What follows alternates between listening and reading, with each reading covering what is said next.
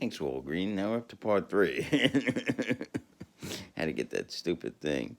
Okay, so part 2 was very short. We're up to video 2, part 3, Psych Ward. We were talking about Princess, and we were talking about some of her qualities. Now, the next quality is really interesting. Now, okay, so another thing, she heard voices. I hear voices, and I can't.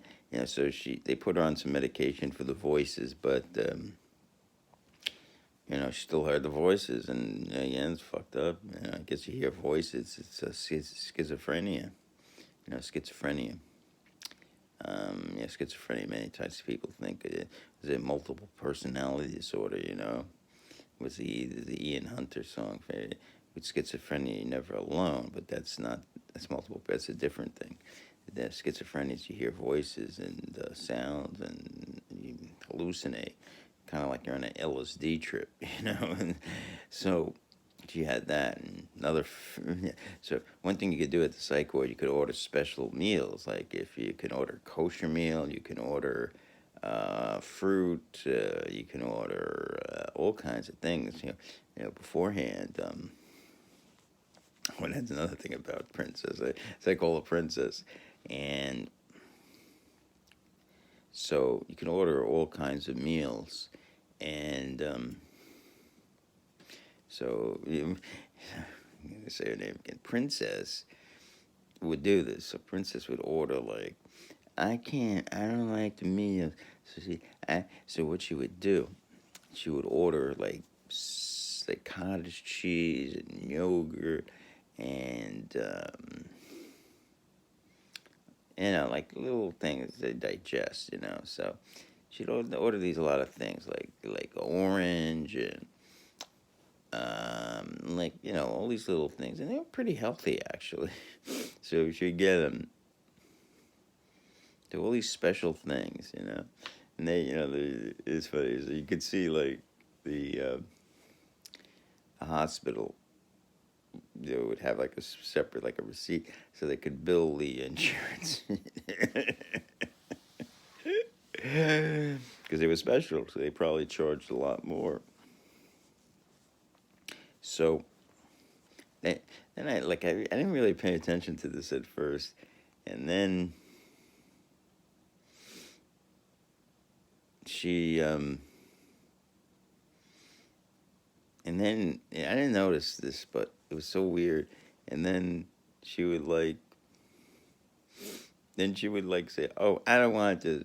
I'm feeling dizzy. I don't want to." She would fucking order the stuff. She would get rid of it. She would get rid of it. Oh god. She would say, "I want it. I don't want it. I don't want it."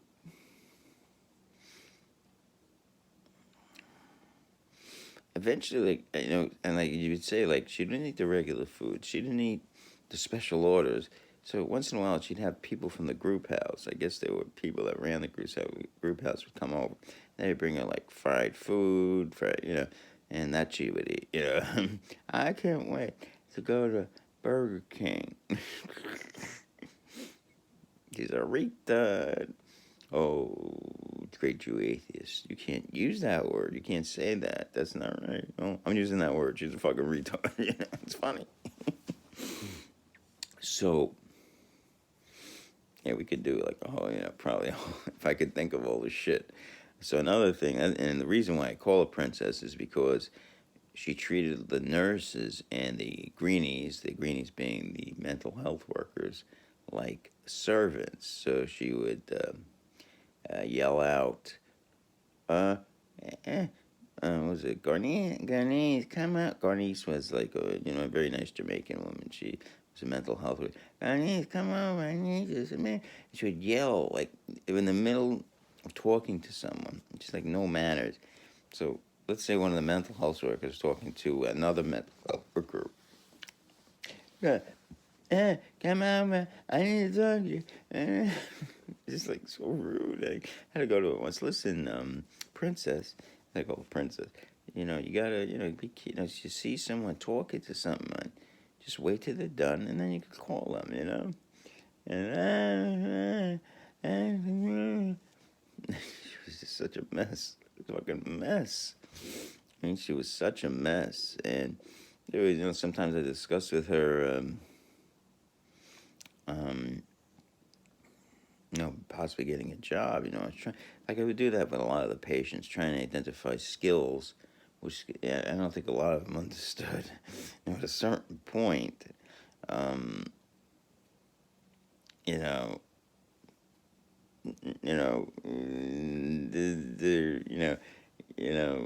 the system might not pay for them, or I mean, the socialism thing might change. You don't know. I mean, so the work ethic is really horrendous amongst these people. I mean, I guess that's one of the reasons. I mean, I have a really bad work ethic. I mean, it's not good. But these people, I mean, I don't think they understand some of them. I mean, from this girl Diana, who's been on disability 13 years, maybe it's time to get off. You can work. My leg isn't good. Well, you still can fucking work. I mean, there's amputees that work. There's people that are blind. These them working on the dog. I mean, they're accommodated, but they can work. You fucking blind work. No excuse. But I hear voices. um. So I talked to her. Maybe I have skills. She goes, "Oh, I'm really need you. Just go work in a laundromat. So you got some skills." She goes, "Nah, I don't want to work." She's in a group home. She's 33. She's fucking retarded. She's like, I don't say retarded. She's slow. I mean, she was like at times like I thought she had some skills, and she wasn't total. She knew all the medications, and like she wasn't done. Oh, I was on that, and she's telling me she was in like a Pilgrim State. That's like she was there for I think 8 years, one stay to another, one stay. Really fucked up stuff, and another interesting thing about the princess was, and this I found one that I was discussing how this was so freaking weird. And again, I don't know. Again, now she was one that was prone to act up. She'd get really angry. She'd toss a garbage can. She got into fights with other patients. Gina, Tevin was a particular enemy. Also, Monroe. When he comes up, we'll discuss her problems with Monroe. And so, yeah, I lost my train of thought for a little bit. It'll come back. Okay. And I had to inject her a few times. So I think one time she threw a garbage can. So the next thing I know, she's on a one-on-one. And again, for those who don't know what a one-on-one is that means you can potentially be violent and cause. Oh yeah, this brings this up, right? So one day, she got so crazy, she just punched in a wall or something. Yeah, she was potentially dangerous, I guess. I guess that's why they kept. So, see, after she punched through a wall, and then one time, the only time I think they brought the cavalry twice for her, but they never. And to me, much more dangerous people they never brought, and that never made sense to me. Why bring the cavalry for her when she again? I mean, I guess she had some kind of, past where she could have caused a lot of damage. I mean, she broke this wall. She just punched in this wall. You just heard all of a sudden, like, in the day area having a snack, or was it all of a sudden, boom, boom, boom. It's just like breaking a wall. So that's when they brought the cavalry. I guess they were scared. They shot her up, and so then she went on what's called a one-on-one.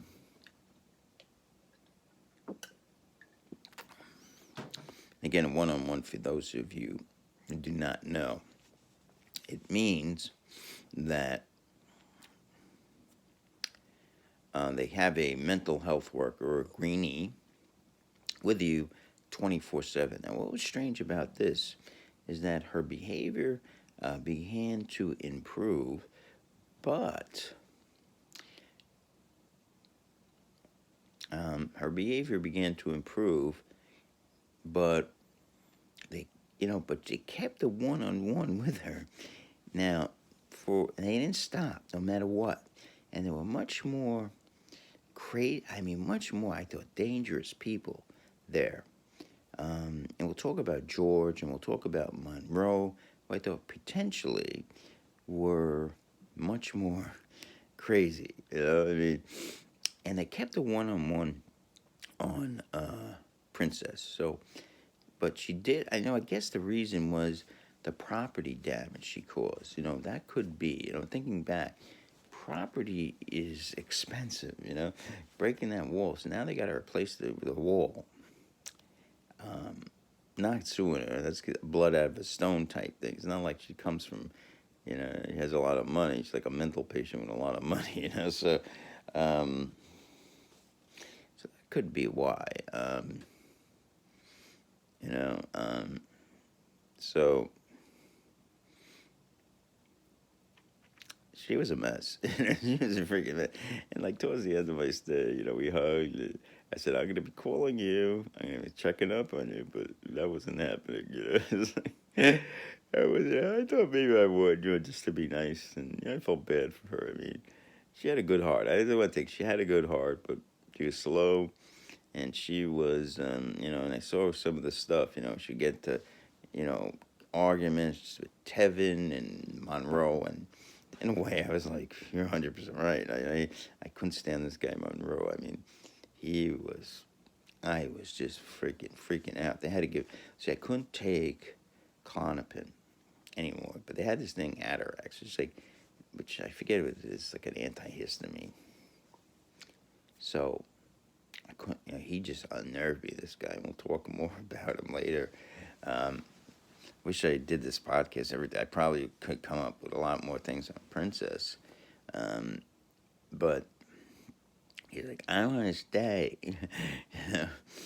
And she would eat, and sometimes she would save. I said, like, she would order something special, and I don't want this.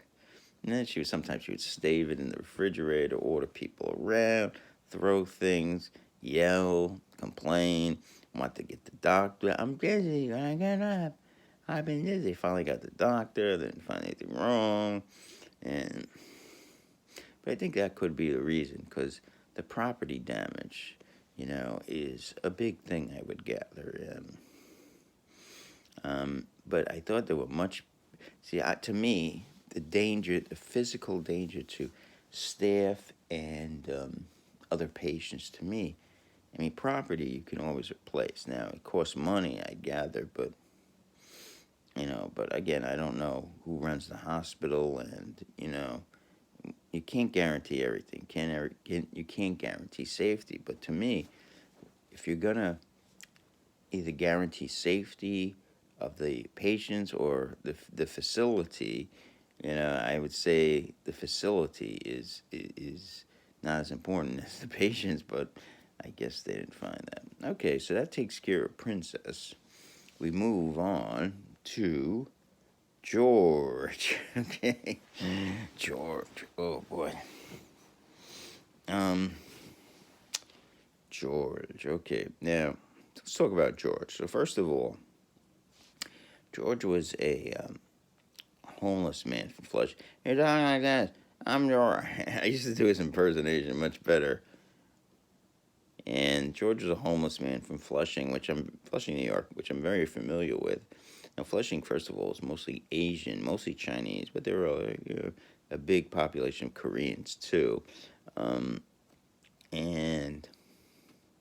he was a really strange cat, some of the African-American friends, he like to use that word cat. He was a strange cat. He was strange. And so he's Flushing. He must have been, I think he was actually a little younger than me, He's like in his early 50s, and he was missing his teeth, and he had this beard, like really heavy beard, and it was like really needed a trim, and he was bald, but he would wear this hat all the time, the same hat.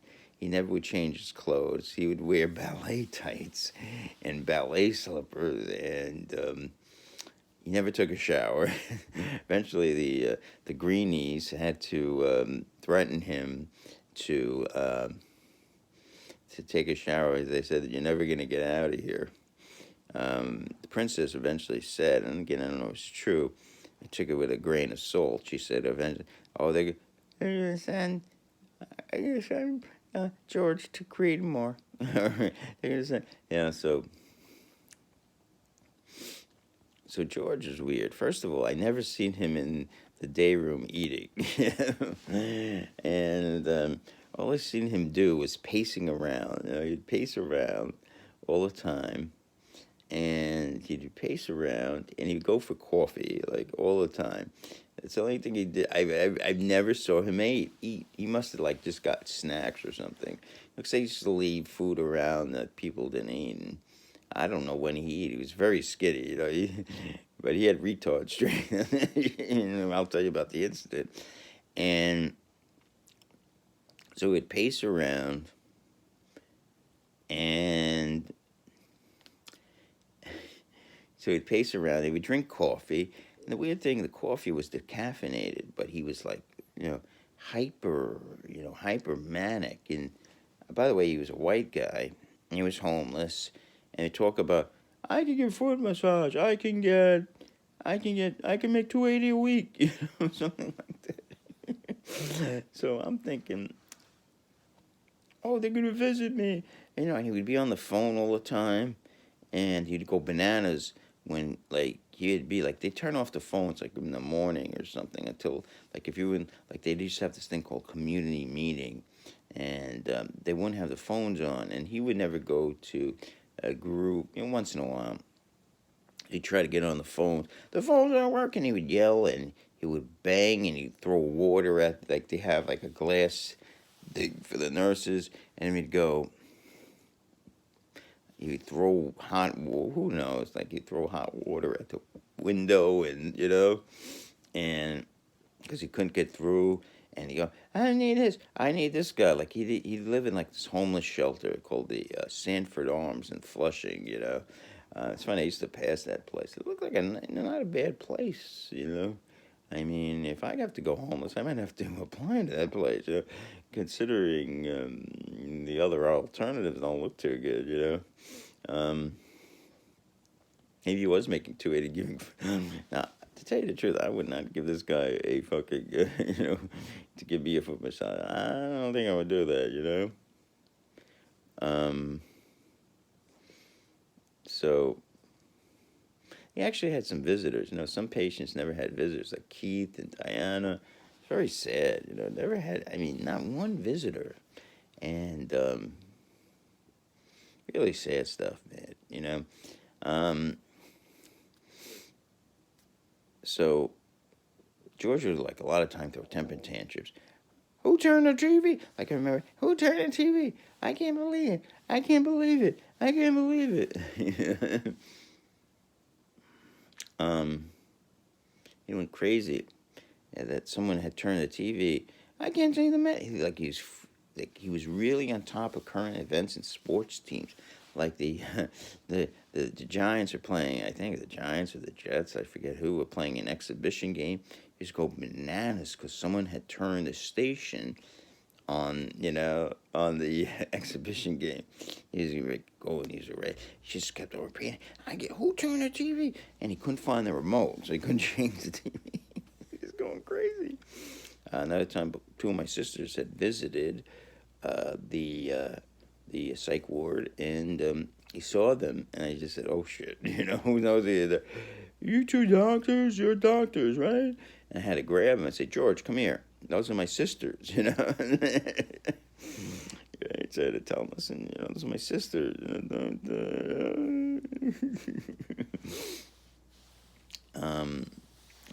Another funny story, I forgot to get to the really serious stuff, is, so George was, Demi Lovato, now Demi Lovato has had a drug problem for a long time, and she's one of these new singers who sucks, just totally, there's no quality in today. Unless I'm missing something. Maybe I should go and listen to a few Demi Lovato songs, because I should give, maybe I'm closed-minded. Maybe there's one of them that's good. Maybe Justin Bieber's really good. I don't get it, but maybe he's good. So,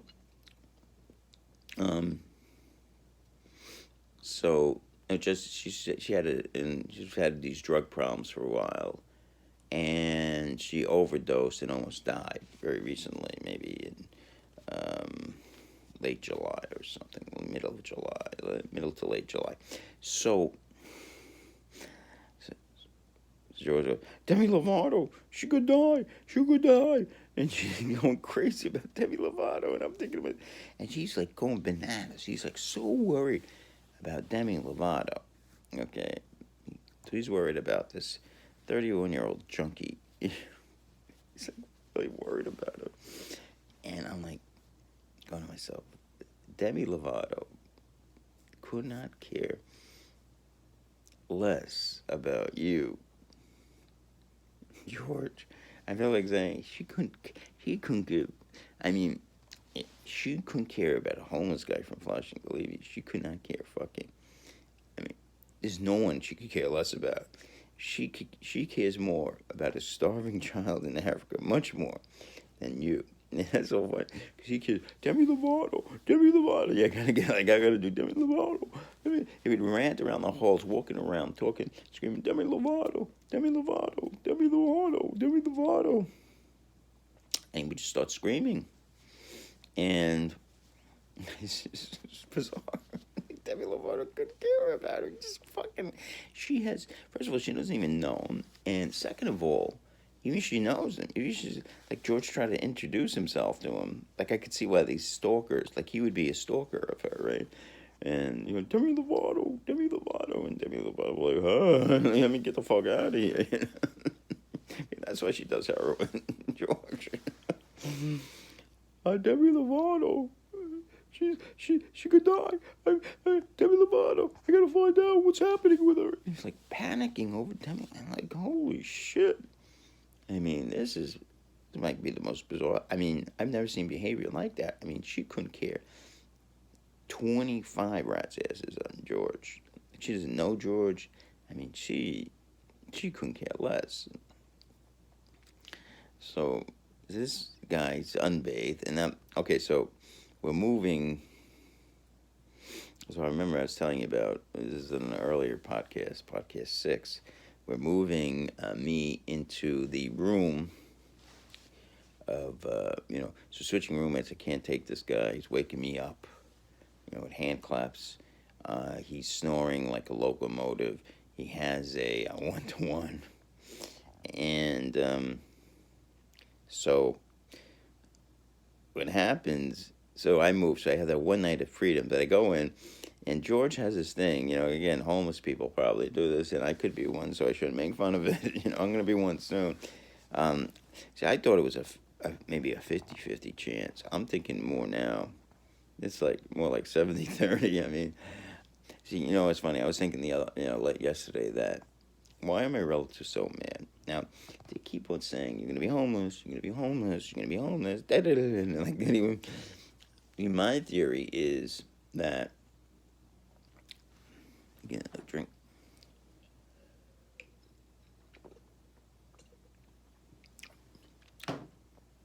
They have another alternate plan, that if the shit hits the fan, really hits the fan, they have another plan. So in other words, let's say the worst case scenario happens, is that the worst case scenario is I don't get another job. I don't get my job back. I think after 48 weeks, I can reapply for my job too. I get put back on the list for, I don't know how it works. I get put on and I get a job. Could either get a state fund job or I could get a job with another state agency. So there are a couple of possibilities. So, no coke. Hey man, I wish it hasn't been. See, coke, you can only take, and I learned this You should ever never try coke unless these three conditions are filled. Number one, you have money to pay for it. Number two, you have benzos to bring you down. Number three, you have the next day off. No commitments. All right. Otherwise, don't try. Okay. So, getting back to George. So, oh, she's talking about me. So I think my family. I mean, again, like they keep on saying you're going to be homeless. No one's going to help you. They have something, because they've been so upset. Like to me, if I could ever come to that situation that, like, let's say the 48 weeks are up, or I don't pay my rent, or whatever goes on, and I get evicted. I don't think they would pay my rent. Maybe a month they would get together. I think they could afford that. Maybe, but then they get really, I think someone would take me in. I mean, they would have to. It's not be an untenable situation, but they would have to. Like one of my friends says he'd take me in, but he's more talk. He's a lot of talk. This guy. When it comes to, and he's like in a bad location too. So I think a lot of it is the possibility of they might have to support me. I think. you know, and they're getting upset because they see there's not a sense of urgency. Again, they believe the more sense of urgency I show, the more that I could extricate myself out of this mess. And, so that's what I see. But I would think if it ever came to it, someone would step up. Now, my sister has done her job, so I don't think she would have to. So now it falls to three relatives here. I have a brother in Florida who said, well, come on down and we'll put you up. But he's just not.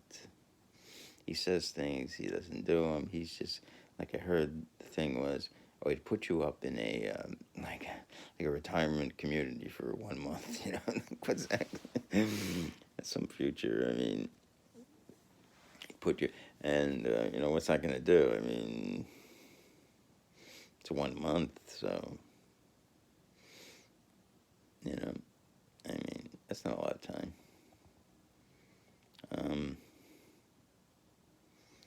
So, I'm like thinking, so I think that's the problem. So if I ever get to that point, someone's going to have to step up. Someone's going to have to, because if they don't step up, and I'm literally, in a homeless shelter, they're going to be like fucking fighting themselves. How can we, and, they're proud people, they don't want, I heard Regis Philbin let one of his sons go homeless. Regis fucking Philbin, we're talking to a guy who had earned a really good living, I'm assuming, Regis and Kathy Lee. This is no slouch. And he would even take in his own son. So, and I'm not their son. I'm their brother. One thing, again, one of my evolutionary psychology ramblings is, why is a son or child more, in evolutionary psychology, we'll talk about this, in genetics, a son for a person is the same as a sibling in terms of genetics. They have half your genes, basically. But a child, you would think, is much more valuable to you than a sibling. Even though you might love your siblings too, you will definitely love your child more. So that's one of the, I call it evolutionary psychology conundrum, and I'm trying to figure it out. I have some ideas on it. This is where some of the things in EP break down, Another topic is homosexuality. There are many theories, but there isn't a good one. So, to talk about what I call EP conundrums and possible solutions to them, when we get to that. So let's get back to George. So George has these particular, again, great Jew, atheist, at gmail.com if you have any ideas to what this illness that George has, So people that he doesn't know, Demi Lovato, not even in his generation, he goes crazy. Demi Lovato, and he's like worried, and he's like really into current events. I would go around, because he seems a little unstable. I mean, we won't get to it a lot. So I go, George, what's happening in the news? I think Trump did this and Trump did that. He's just a bizarre guy with the ballerina shorts. He's saying, "Oh, I learned ballet in the park," and he's like a bizarre guy. He's just really fucking bizarre. And trying to think, before I get to the main story on George, once in a while, we go outside and he like say some just really bizarre shit. Like he smoked a cigarette with angel dust one time, and he used to do a curly shuffle, and just like bizarre stuff. And he's like a little kid in an adult's body. And another thing I noticed, and this was kind of bizarre, and it seemed like women. And it's funny, like if he had his teeth, and he wasn't a bad looking guy. I mean, if he took a shave and he had all his hair, and there's a lot of ifs, he actually had like nice features, he had nice eyes, he had good color, and with a little work, if he had his hair, he shaved, and, he wore some decent, he wouldn't have been a bad looking guy. So maybe that's, I don't know, women for some reason, and this is the paradox of all paradoxes, as you're going to see, women for some reason always loved George. And so first of all, the girl, and I won't name her, who drove Diana Monticello, was a really nice woman, and she's like really had a fucked up, thing. So she really loved George, and she gave George a number. So here she gives this, turns out to be a fucking psychopath, his number. And and George, this is going on, and Demi Lovato, I can say, because Demi Lovato, like a key word to give. Demi Lovato, I look what's going on. I don't like Demi Lovato. What are we gonna do about Demi Lovato? She might die. She might die. So Lisa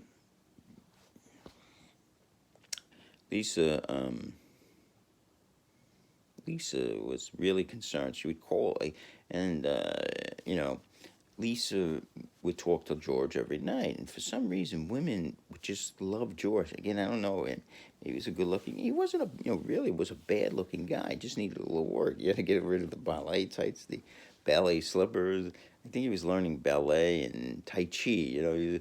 He's into Tai Chi. Because I guess Korean. He's like really into Koreans and the Korean girl, and like she, he would always she was really mean to me, and he's like, Demi Lovato, she was really mean. This Korean woman, she used to be a good man's friend, but now she's not coming in. She's not. So this girl Lisa, really took he would call. So once she left the psych ward, he would call her every night, and then we had this Orthodox Jewish woman, very young woman, and she was an accountant. She had a little breakdown because she was fired from her job, and I mean, I guess it was tough, but like to me, I don't know why she was going so crazy, because she had a husband, and it's like, to me, she just had a baby, probably going some postpartum thing, and like the husband could support her for a while. Again, eventually she'd have to go back to work, but she could just say, "Listen, I had a baby, and I had," so it wasn't a horrible situation. She could just say, I had to take off a little bit. She didn't have to talk about her hospital. So I got fired from my job, and I was a fucking schmuck, and she didn't have to say any of that. All she had to say was, all you're saying is give peace a chance. So George, who would invariably sleep at odd hours, and I would see George, he's funny, lying down, and the big Tevin snoring, and I don't know, like that contributed to his mental breakdown. Well, he was mentally. So the Orthodox Jewish woman one night was really getting pissed off, and she was yelling and screaming at the staff, and and I don't know what people think they're getting there. It's just like a holding place. Babysitting you. I you know, you know, mental illness. Now, treating mental illness, you hit it from two ways: therapy and psychiatric drugs, okay, or medications, or shock therapy. And they have this new therapy that I'm interested in. I hope I can try it. I don't know. Again, if insurance covers it, probably doesn't. Ketamine therapy. It's really new, so I would doubt it. I don't know. It might be still experimental. I'm going to look it up, and I think it has some very good outcomes. I would think this ketamine therapy. So, but I'm definitely going to look that up today. So, so she was sleeping for a bit. After she got into this, she wasn't getting a kosher food on time. And she got real. I mean, this is like a Jewish hospital, so they should have the kosher food. And she wanted to get out of there. Eventually, they have a postpartum unit, and because the women get very depressed, they get really depressed after they have a baby. Wonder what So my question is, what are the evolutionary reasons? Why did this happen? Why does evolution make women depressed after they have a baby? They should be happy. They've passed on their genes. It's interesting. I have to mull over that. And then mulling over that makes me closer to homelessness. Right? These podcasts probably make me close. Everything makes me closer to homelessness. I got to think that way. Watching the football game, closer to homelessness. So let me think about that. Why? What? Postpartum depression. Why would evolution create that? What is the reason? All depression, if you think about it, evolution creates this mechanism to slow us down, because trying to do too much might be negative to our survival, right? We're talking, there's so many good topics in EP, why evolution created depression. And, it's funny, I met the guy, he wrote a book called Noonday Demon. What's his name? Andrew Solomon. So I meet him, I'm doing an audit, I meet the guy. I tell him I read your book, and, made me meet for coffee one day. And I should have took him up on the offer, I just wanted to. So, and he writes in his book about evolutionary psychology, and he really dismissed it, but I think he's totally wrong. I mean, to me, it's all evolutionary psychology. The mechanism is there. What else can there be? Why would you get depressed? And we'll talk about depression as a consequence of evolutionary losses. Losses. Your goal is to. What is your goal? Your goal is based, and it might be he's a homosexual, so it might be he doesn't believe in evolutionary psychology because homosexuality doesn't make sense to, in evolutionary psychology. And again, with theories, and we talk about it. So, if you have a loss, that's a setback, and if you continue doing those things that are setbacks, that's not good. If you have a strategy and you continue to do that strategy, you get the same result, this could be a big problem. So, evolution has designed depression as a way to stop you and to slow you. That's what depression is to slow you. But again, it's a very interesting lesson. I got so much to talk. It's funny. I was thinking, this might be boring. Now I'm thinking, oh, how am I going to fit all this crap in? I think the first thing is the elephant seals. Attractiveness, elephant seals and attractiveness. Not that elephant seals are particularly attractive. It's probably one of the more. Maybe I look a little bit like the elephant seal, so I just don't have the dominant male. So okay, so this Orthodox Jew. So she sleeps and then she wakes up, and I guess George is wandering around, And somehow they get into a conversation. So 5 hours goes by, and so George is talking to her, and she's like, George is like a wonderful guy, and this place, and she's angry at the place, and this place, they mistreat him, and, you know, and this happens after the maybe one of the worst things I've ever seen. I mean, we're talking, I've seen, you get to be 53, you live in New York, and you add those things together, and you've seen some things, and again, I don't live on the streets, I don't live in a poor neighborhood, so, I've been coddled a little bit, but, you've seen, you live long enough, you see some shit. This might be the word. I'm trying to think back. I've ever seen a word. I don't think I have.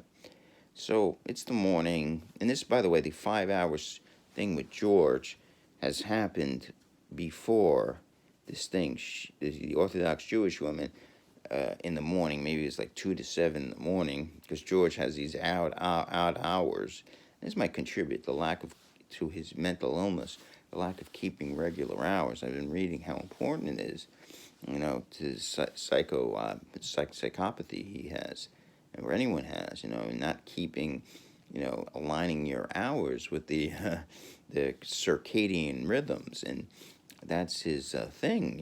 He's drinking coffee, and the coffee's not, I don't know, it's not really much caffeine. I think he just has some kind of manic thing going on, manic depression, and who the fuck knows. So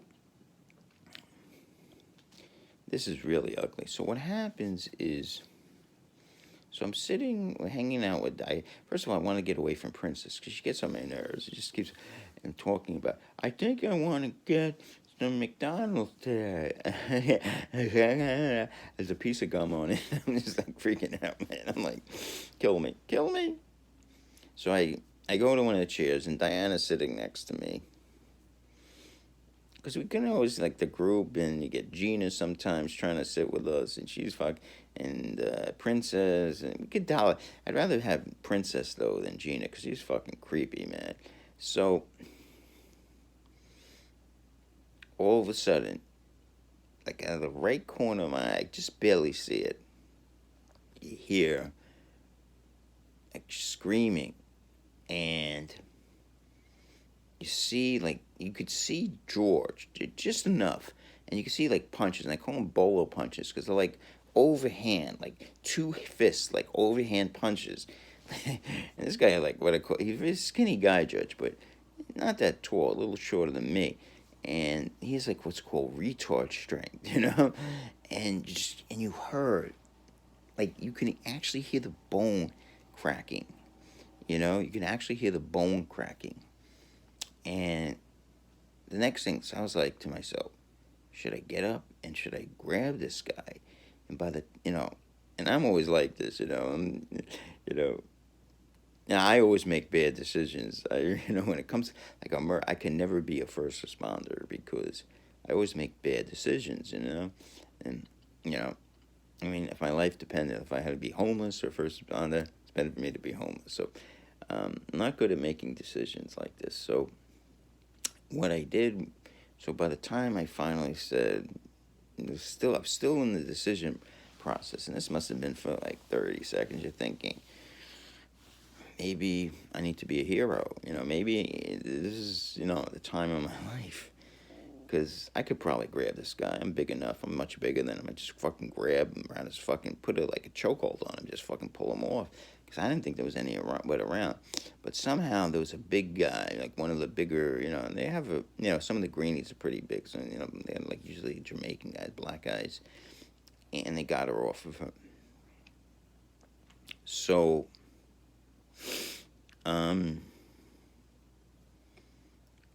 the next thing you hear, so they got George, they put him in have this special room that I was sleeping in to get away from this Tevin character, and they shot him up.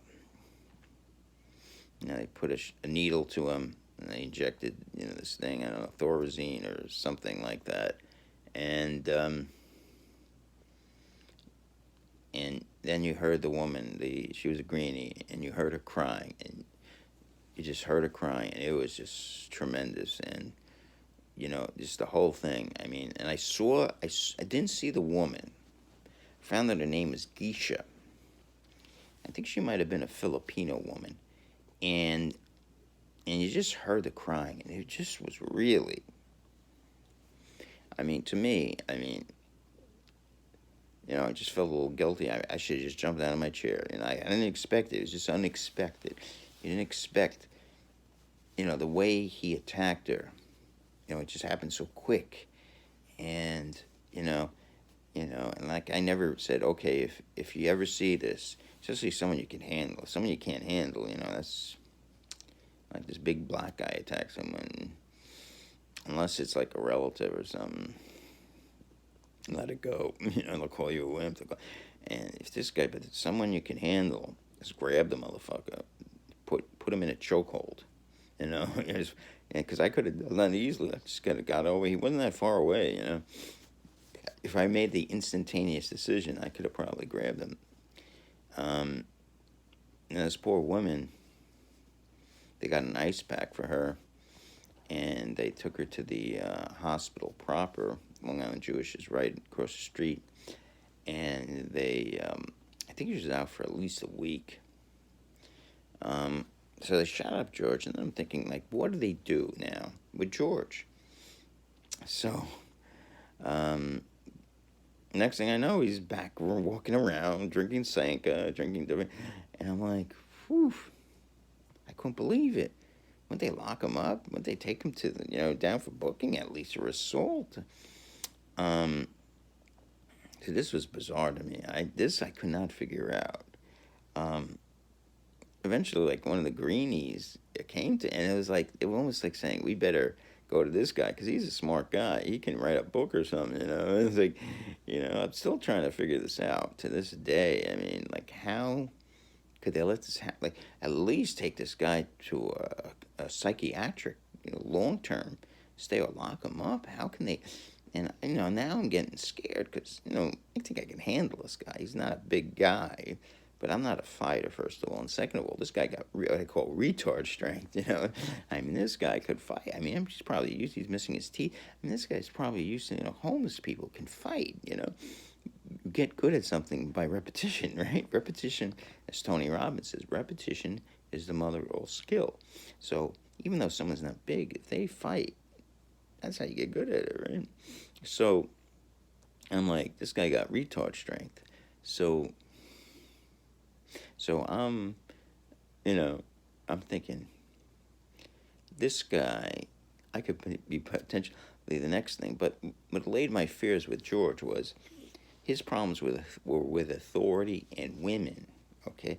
It's funny how women love George, but were in love with him, Women were the people that George would assault. Yet, in fact, Diana, I was saying, Diana, this is freaking horrible. And she goes, oh, homeless people, the way they're treated, eventually they just act, they just come back. Or it might not have been that incident, but, George's behavior itself, his bizarre behavior. And it just seemed like any woman I met fell in love with George. It was really bizarre. So, so we're out in the outdoor area, and George's like wandering around. He sits down, and then he starts muttering to himself, Geisha, I had to hit Geisha because, she didn't listen, and she didn't let me use the phone, or one of these weird, bizarre things. And I had to hit her. I had to hit her, and and I said, listen, George, our actions, unfortunately, have consequences. No matter, we, our thoughts don't have consequences, but we do something, they have consequences.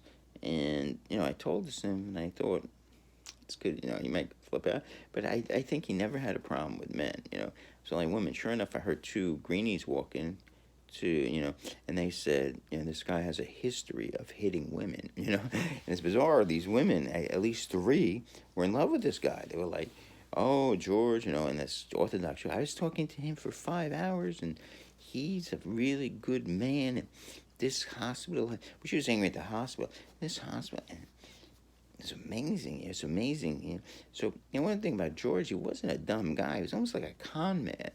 These women were like so, and they almost infatuated with him. It was really bizarre. I mean, I was trying to figure this out, and so he was almost like he's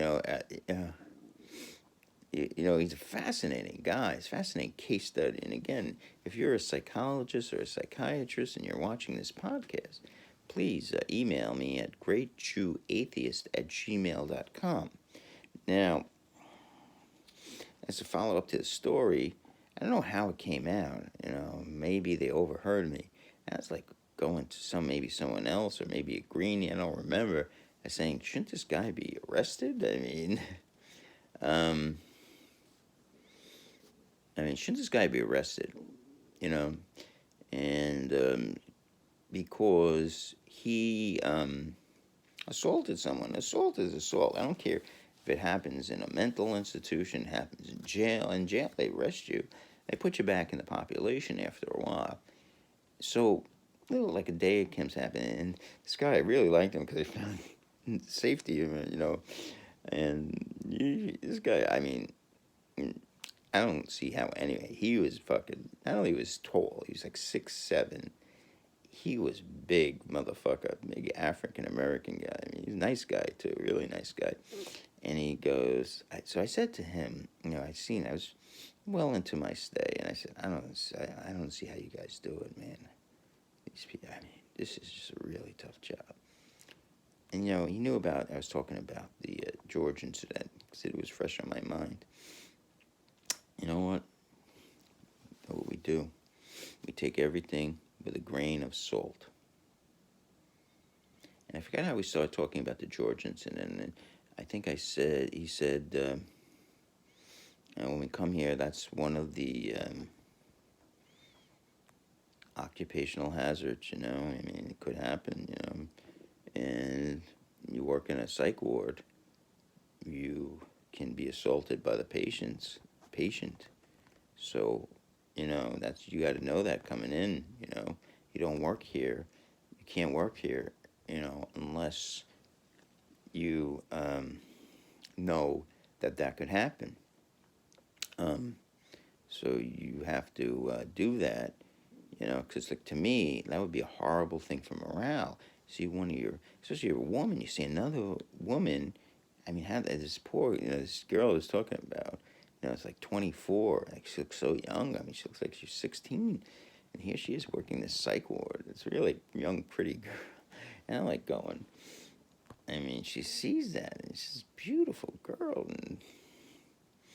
and you can't find something different, and it's like, and this shows how competitive things are. You don't realize, you're young especially, you don't realize, you think everything's easy, get into, I get into this, I become a judge or become a doctor, everything is really fucking competitive. To become a clerk at 7-Eleven, that's probably competitive, How many years of college you got?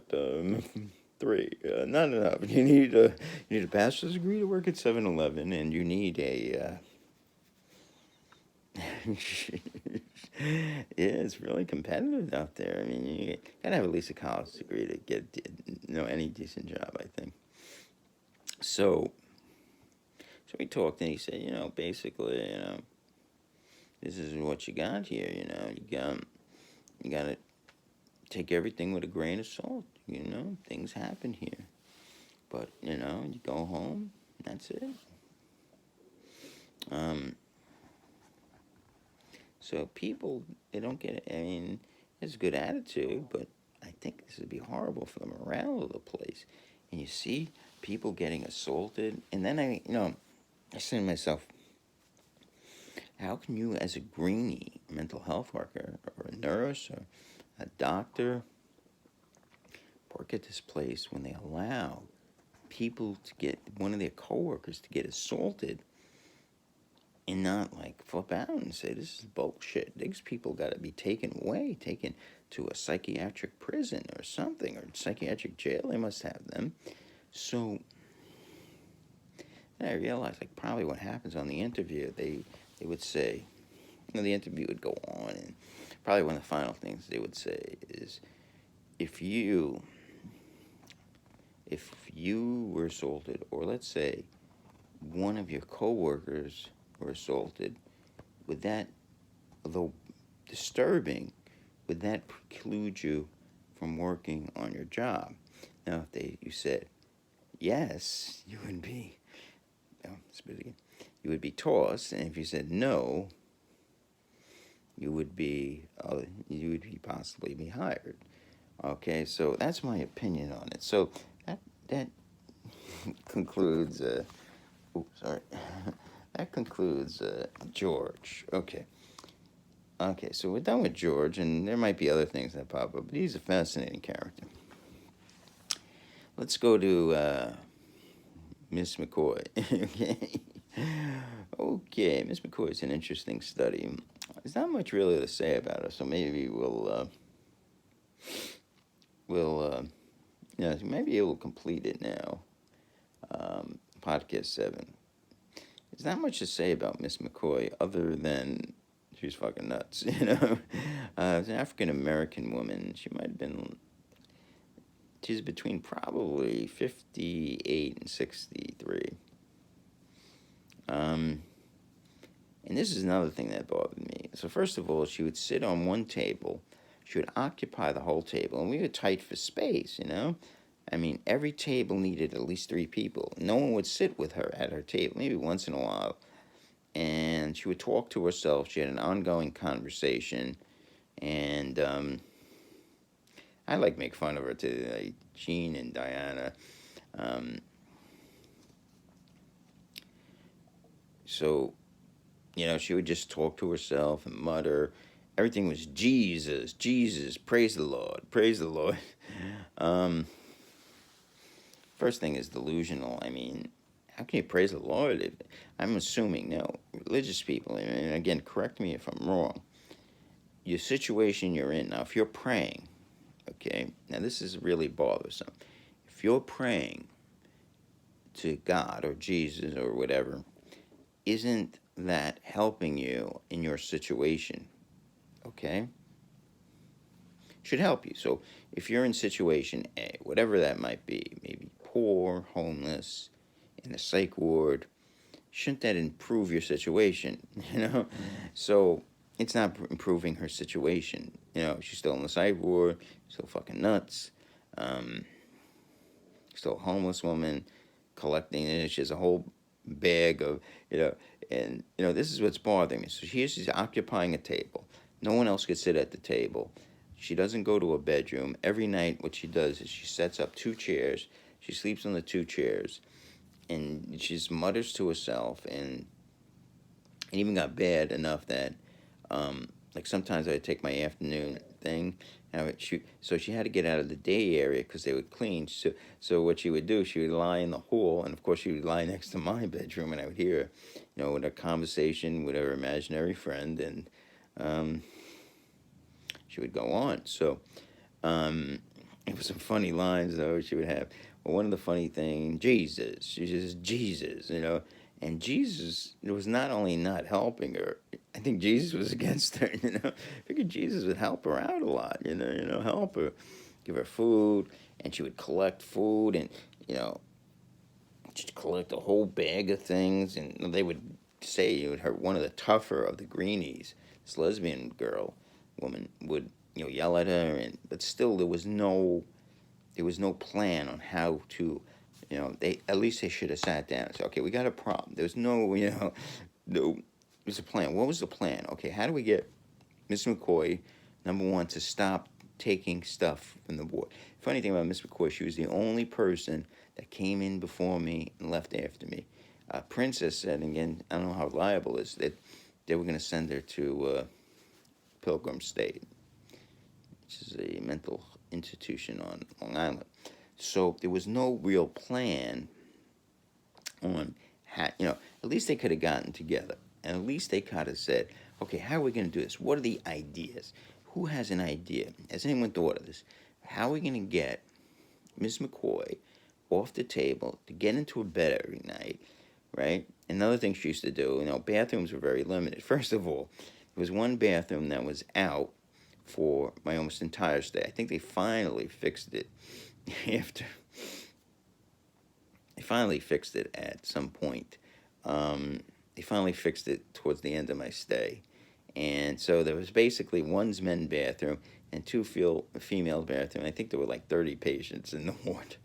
And so what she would do sometimes, especially in the morning when, okay, breakfast was done, we get our medication, she would go into shower, and she'd basically stay in the shower for about 1 or 2 hours. And you'd hear her muttering to herself. And again, there was no plan. What do we do? This is a problem. Again, we were not on top of things. That to me was a big complaint. Okay, and whoever was running the place did not do a good job. I guess I don't know if it's the doc who actually ran. I don't think the doctor was probably in charge of, if I had to complain, this is the problem. I could run the place. I could say, okay, let's have a staff meeting. What do we do? Okay, Miss McCoy is a big problem. She's getting us a lot of money, but she's a fucking problem. I guess that's the thing. If we push it too hard, maybe we assault her, and who the fuck knows? We get sued, or I don't know. Maybe just let her. No one's gonna complain. Just let her do her shit. So maybe they understood it was a problem, but they weren't ready to remedy the problem. So, a couple of funny things about Miss McCoy. Now, she had this thing toward, like a little towards the end. So she has this thing, begging for change. Now, so I thought at first it was, and I eventually think it was right. When we thought, the group I had, the clique I had, we thought begging for change means begging, change in her life, like something good would happen, like she'd win $1 million. By the way, she was very clean. She could have done, like that Gone with the Wind, the black lady who Gone with the Wind, Hattie McDowell. I don't know. So she could have done something, I don't see why the state had to provide for her, I don't think, so she talked to herself. She could have cleaned the house and talked to herself. So then Gina, of all people, said, begging for change, and she said money, which was very interesting. And I said, yeah, you may be right. So it's funny, even Gina had, an interesting take on it. We all were like, yeah, But then what's interesting is that when she said begging for change, was it money or was it a change in her life? She said begging for changes. So I think she really meant changes in terming life changes. So that takes care of Ms. McCoy. So maybe we'll get through everybody. This might go a little long, but we might get through everyone. Okay, let's go to the next one. And this guy, because again, he's a smart guy and he could sue me. So we'll call him the crazy Irish guy. And so he came in towards the end of my stay. So at this point, my clique was over. The only person I knew was Princess, because she wanted to stay. And let's call him the crazy Irish guy. So he comes in, and he looks a little, he has one of these guys with the bald head and the goatee. He's not a really big guy.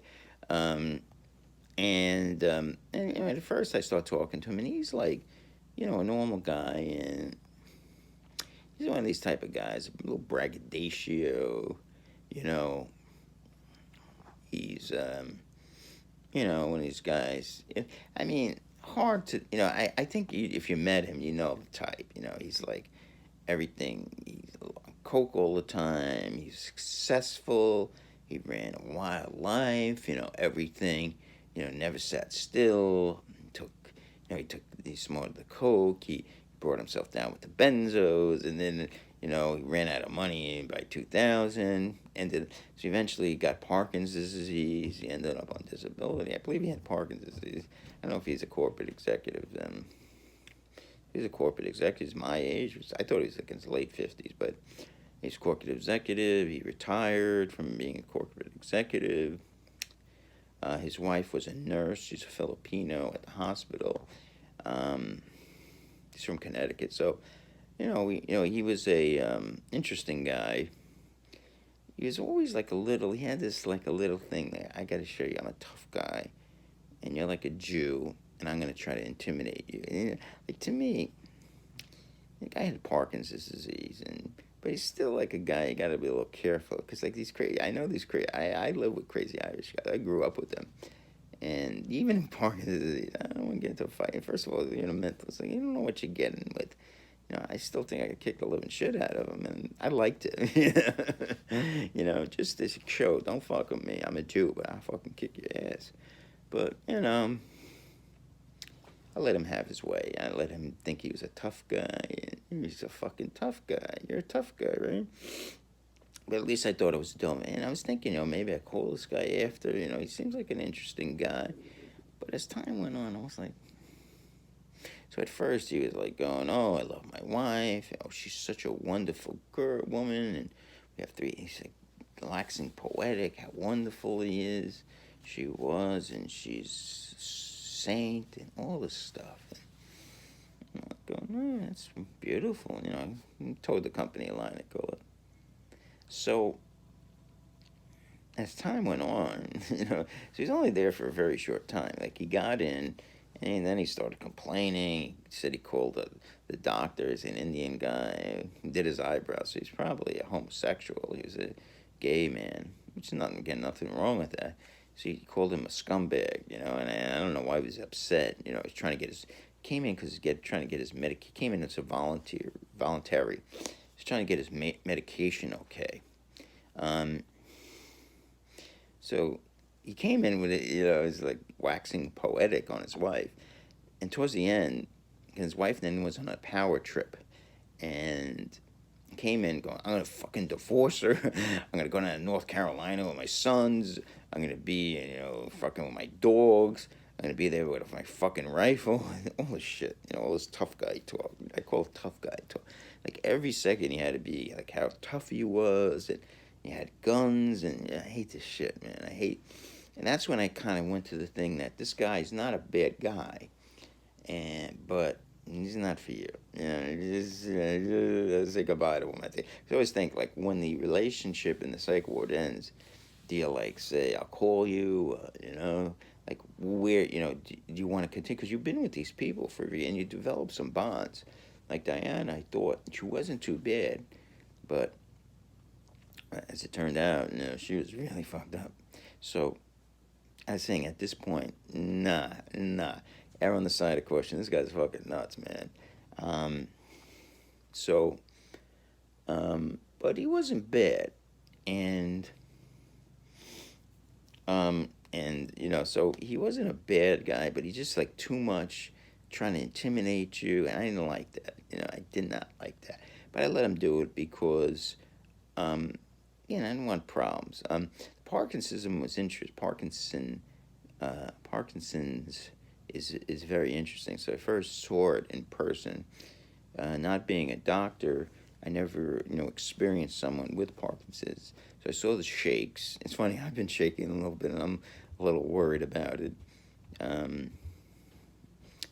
And so he had that, and he also had another interesting symptoms that he told me about that.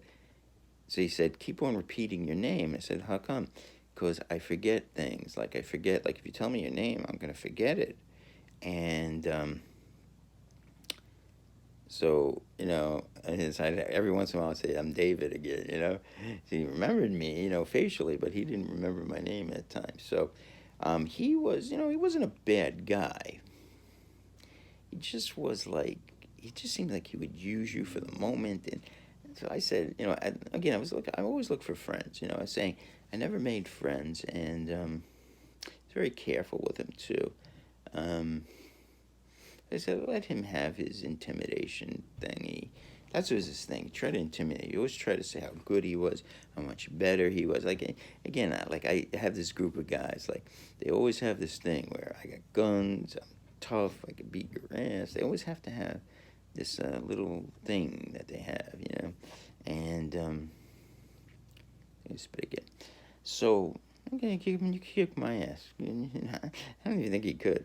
And the last thing I want to say about the crazy Irish guy that Parkinson's is, okay, so like 3 or 4 days, I think about his last day. This is like really fucked up, man. This is like so fucked up. So, Tevin, Now, Tevin's like a weird guy, you know. I was talking about Tevin a little earlier.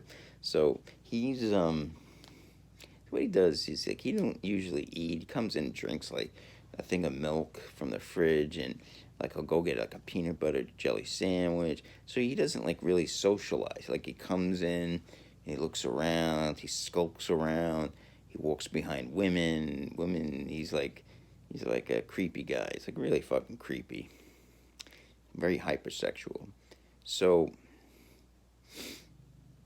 and what happens is that so crazy Irish guy's with his Filipino wife, and they're at a table, and I'm at the chairs, and I'm talking to this very nice African American lady, and so what happens is all of a sudden Tevin starts wandering around, and you know what's interesting, the Filipino wife is see the crazy Irish guy actually has his back to him, but he somehow senses Tevin. Somehow must even look back, and and he didn't even say anything. He just got up, and you see him turn red, and you just see him fucking turn beet red. It's the only thing I worried about, you know, like saying like let him have his thing because you don't know where this guy's coming from.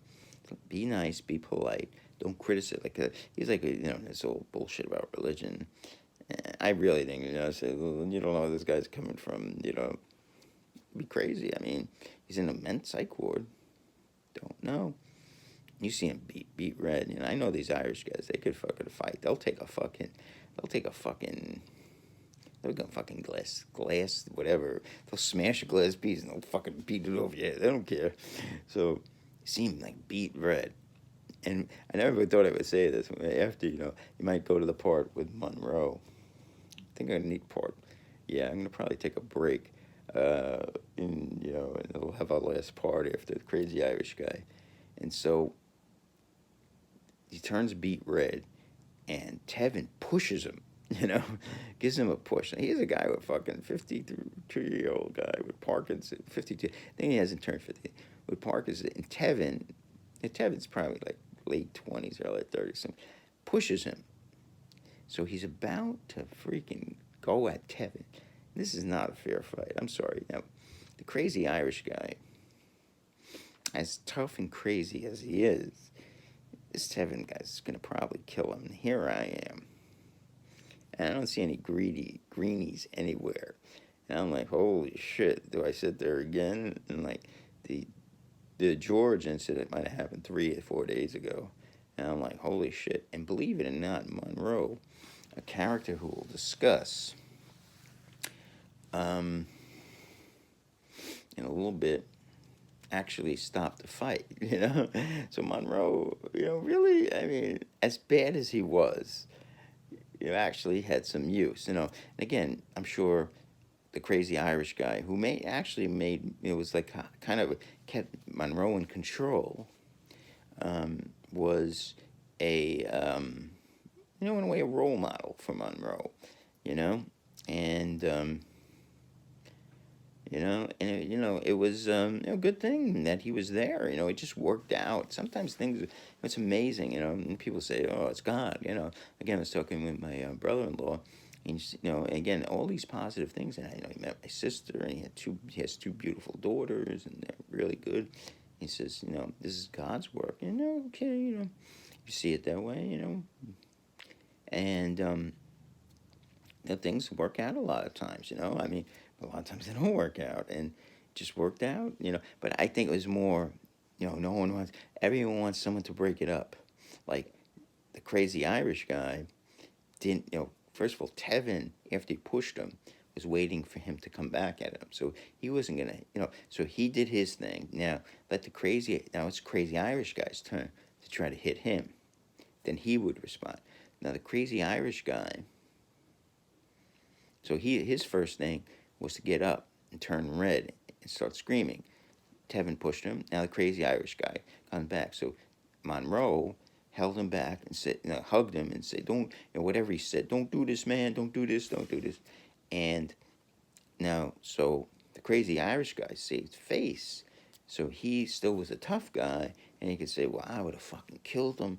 But fucking, that's what he was basically saying to me as he came over. And I said, that's what he said. He still lived, but he had an out. He didn't want to fight this guy, and this guy was fucking, who knows what had happened. I mean, crazy Irish guy. I mean, this guy, you know, and there's a great Clint Eastwood line, a man must know his limitations. And this is a situation, and this is just a situation.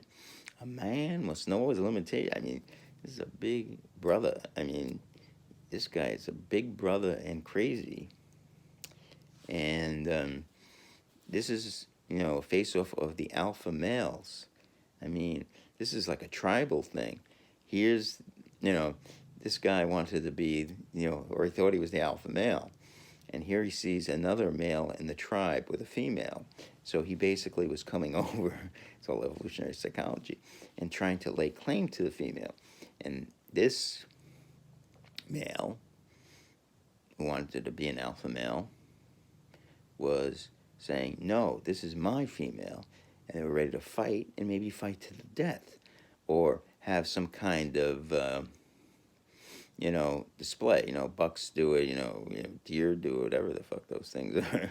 These horns, they evolved horns so they won't kill each other, you know, so they can live and fight another day, or, you know, whatever it is. And humans do it, and chimpanzees, I'm sure, well, chimpanzees don't really do it. They have a strict hierarchy system. And gorillas, you know, they're very, you know, I mean, the dominant male gets a little old, and another gorilla, you know, so it's, you know, and that was just like, we, humans have like a rule, really, I have a rule, you don't like fuck with another man's woman right in front of him. That's like fuck. That's like fucking death, you know. That you feel. I mean, you cannot like fucking. I mean, that's like the total disrespect. You know, that's like ultimate disrespect to like actually try to like hit on someone's woman right in front of them. I mean, that is like fucking. That is like the ultimate. That's the ultimate disrespect. Ultimate. I mean, there's no. You know, I mean, I had some stories in a bar. And I met this girl. She's pretty. And some fucking guy comes up to me because I would get out of the bar right now because we're gonna have to come to blows because I want to fuck this girl, and you're fucking in my way, you know. Mm-hmm. And I was debating, you know. I said, "Fuck this, man. I'm gonna stay here because I'm a man." You know. Then I said it's not worth it. And I left, but. Who knows? The guy was bigger than me, so, you know, probably a good decision. Who the fuck knows? I mean, who the fuck knows? You don't know. I mean, you know, but in human society, like you think what normally happens is, let's say I see a girl and think she's attractive. It's at a social gathering, and as a guy, the thing you would never do is try to challenge the guy right in front of him for the girl, you know? Like what you might do, the guy's away, let's say, he's trying to make social interaction with other males for power and prestige. You might try to sneak in and say hi, and don't you know I'm such and such. And it was funny, like, you know, I don't know how this works, and we'll conclude on the crazy Irish guy, and then we'll do the last part. This will go pretty quick, although Monroe might take a little bit because he's an interesting character. That's interesting in George. So, okay. So, I used to work at a vocational school, like a secretarial school. So I used to meet most of my chicks, and they were like real messes, but some of them were kind of pretty. And one of them was this girl. She was half Irish and half Dominican, and face wasn't great, but everything else wasn't bad. She had nice hair, and her body was okay, and she was a little sexy. She was sexy. I mean, she was, you know, a little spunky, and so I used to go to this place in the Bronx with my friend. There was a lot of Puerto Rican girls, and you know, and I even got into a fight almost with the, and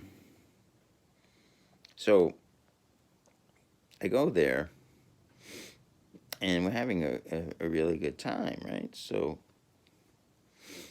I go to the bar to get drinks, and so this is a really like older, not attractive at all girl, and so again I got a little recognized cues. I'm not good. I mean, so I should have said to myself, if any girl, even attractive girl, says to me, "Hey, how you doing?" She was unattractive. She said hi. I should have said hi and just left. And I said, she said hi to me. I said, "Hey, how you doing?" She goes, "Don't you remember you last week?" "Oh, okay, yeah. So I said hi and maybe exchanged a pleasantry or two. I said, "Listen, I got to get back." I kind of knew that might not be a good idea. So I get back to this girl, and she has a little temper. I didn't realize it. And she goes, "Who are you talking to?" I said, "Oh, she's not an older girl. So, don't worry about it. She's not that attractive. I just think I saw her last week." She goes, "I don't like you talking to her." I go, "Listen, I have no like for this girl. Believe me, you're not attracted. Look at her." She goes, "I don't like you talking to her. In fact, I don't like you talking to any girls. In fact, I can get violent, And I said, "Oh, sweetheart, that means you like me." And I forgot what she said. "No, that doesn't mean that. That's just the way I am with any guy, So I don't know how that factors in, we'll again discuss issues in EP, evolutionary psychology, of, mate guarding, um, females and males and all kinds of games that are played, um, why females, why males get angry and females get really jealous, Males get, mate guarding can get, out of hand, but females got a lot to lose too. I mean, more to lose. Males, the worst that can happen is not good. They can end up get cuckolded. Cuckold means they could raise a child that don't have their genes, and that can be a bad thing. Diverting resources to another's. I mean, that's probably the greatest thing that can happen to you, evolutionary wise. Now, so let's say I could screw a woman, and she and another guy diverts, has his resources, his time, his money, um, he feeds the child, and I don't have to feed the child at all. That's the best thing. I mean, I don't know, I could go out and mate more, So evolution would build that into me, that would be a great thing. I could go saunter around. Like to me, I could have sex with different girls, but evolution again doesn't, you know, evolution doesn't say, "Oh, I can have more." No, it's not important for me to have a child. It's more important for me to have sex. But evolution has in me um, the idea that to pass on my genes, and again, that might be a foreign idea. Again, that's a tough question. Why is it important to pass on genes? Why why is that so important? Why do genes prefer to be passed on? Why don't they? Because that's how they survive. It's like if they didn't want to be passed on, then they wouldn't survive, and they'd be evolutionary dead ends. So, um, um, their evolutionary payload, as I made that one up. George Carlin did not make that up. Okay, so we're going to take a little break. I think this is podcast number 7, which is video 2, part 2, and I think it's being part 2 of 3, part 2 of 3. So we're going to get to the final part, and then I think podcast number 8, for those keeping score, is going to be my first EP, and we're going to discuss elephant seals, right? And then discuss the attractiveness of males and females. Like, what do males seek? And I think most of you are going to know. But the answers, the why answers, you're going to know. I mean, basically, you're male, and you know what you seek, and females, you know what you seek. But, the reasons are quite interesting if you don't know EP. Why do women seek men who have high status or money, which is resources. Like what? I mean, why not just go with an ugly guy?